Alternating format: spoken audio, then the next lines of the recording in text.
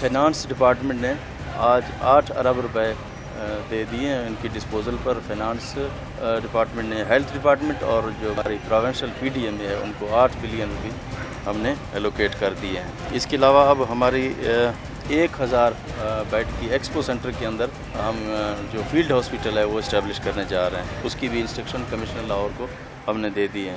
اور آج ہم نے ایک اور ڈیسیژن بھی لیا ہے کہ اپنے جو ہمارے میڈیکل ٹیچنگ کے لوگ ہیں، جو پروفیشنلز ہیں، جو ڈاکٹرز ہیں، جو کہ کرونا سے نمٹ رہے ہیں فرنٹ لائن پہ، ان کو میں خراج تحسین پیش کرتا ہوں. اور ان کو ہم اسپیشل انسینٹو دیں گے، ان کو ایک پیکیج دیں گے علیحدہ سے جو اپنی ڈیوٹیز وہاں پہ کر رہے ہیں. اور اس میں 8 سے 10,000 جو ڈاکٹرز اور پیرامیڈک سٹاف جو ریکوائرڈ ہوگی تو وہ ہم بھرتی کریں گے.